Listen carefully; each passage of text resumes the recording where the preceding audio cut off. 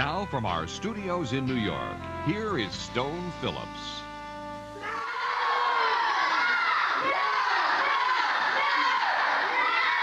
These little ladies are learning some unladylike things.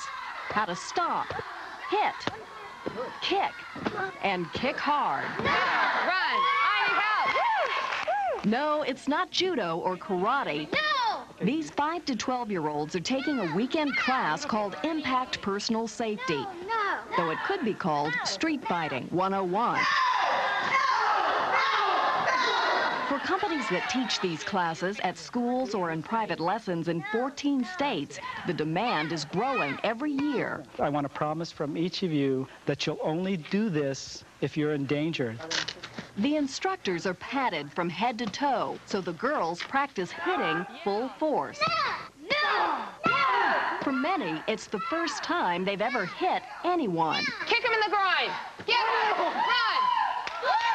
It may seem radical, even unnatural, but the program's basic idea is this. No! The best way to prevent violence against women and girls is to teach them from a young age how to say no. No! And how to back it up. And get ready. If they have to. No! 9-year-old Allison's parents signed her up for this one-day class after she was roughed up at school by a boy. One day he put his hands around her neck and he choked her. He choked her? He choked her. It was the last straw. In a year of bullying, Allison's parents couldn't find a way to stop. Why do we use that? They had told her to try reasoning with the boy or ignoring him. Did you feel like you'd failed? I kind of felt like I gave her the wrong answers. All the tools I gave her didn't work. No! No! Today, Allison is being taught another option. You lift your whole body and stomp right on the foot.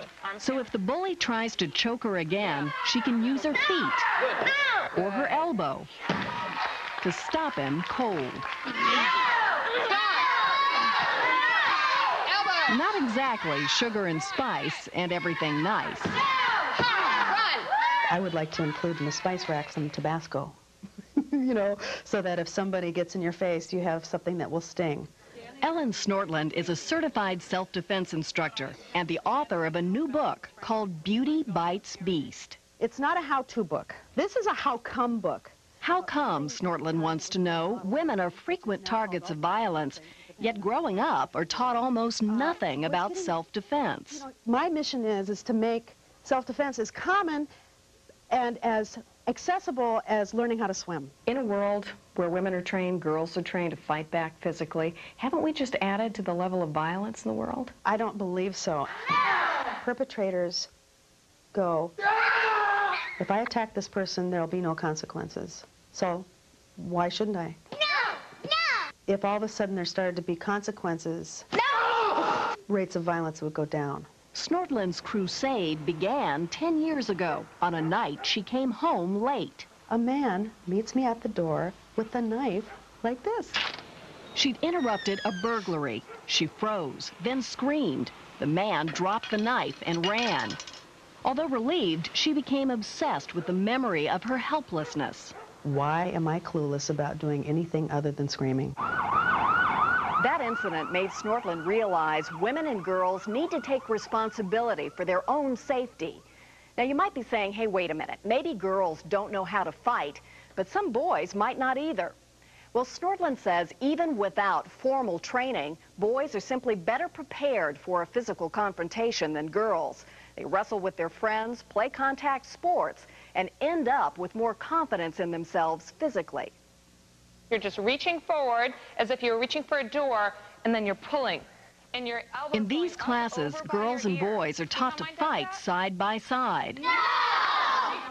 The boys seem eager to learn. I see the boys going, ha, ha, they're playing. They're active, they're physical. Right. And the girls are reluctant, they're hanging back. Until they see that a girl can do this. The children's preconceived ideas of each other quickly unravel. The girls see the boys are not invincible. Elbow! Hard! The boys find out the girls don't have to be pushovers. Again! Hard! Again! Run! Good. You and I both know there are a lot of parents who are going to say, this is unnatural to teach my girl this. Girls and women give life, nurture life. They're not made to be violent creatures. See, I don't agree with that because I don't see it anyplace else in the animal kingdom. Take a look at dogs, Snortland says. All the puppies, male and female, defend themselves. We don't tell the little girl puppies to go over there, don't get your fur dirty.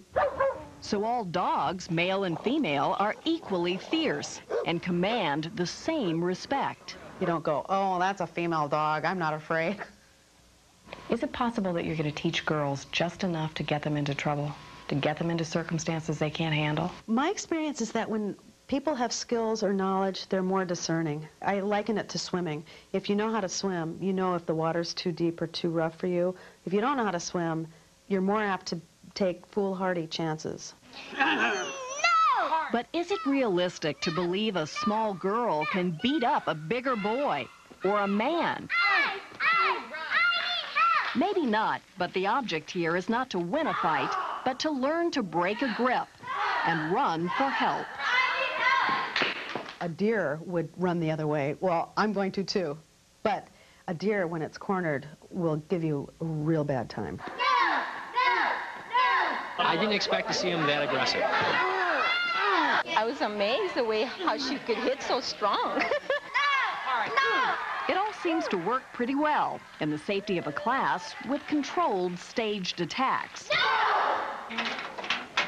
But what about real life, where kids have to be wary not just of strangers, but of people they know, too, even other kids? I think anytime where you feel helpless, it's scary. 14-year-old Ariella attended her very first school dance 2 years ago, a then 7th grader out with her friends. We were excited and nervous and just, you know, it was special. It was a big deal. Yeah, it was. It was important. But instead of a junior high milestone, it turned out to be a traumatic evening that caused Ariella to avoid dances for almost 2 years. Shortly after she and her friends arrived at the gym, a group of 9th grade boys linked arms and surrounded them. Once in a while, they'd try to stick their hands like up our dresses or blouses or whatever. They tried to put their hands up your skirts? Yeah. The girls were trapped. Ariella could see fear on her friends' faces. Because, like, they didn't really know what to do at all. But Ariella did know. In fact, she'd taken self-defense training 4 years earlier, when she was 8. She says it made all the difference. When a boy reached up her blouse, she instinctively remembered what she'd learned. I just, like, stomped on his foot and then I, like, hit him with my elbow. And what did he do? He let go of the circle. He let go, and the girls got free. Something just clicks and you do something, you know.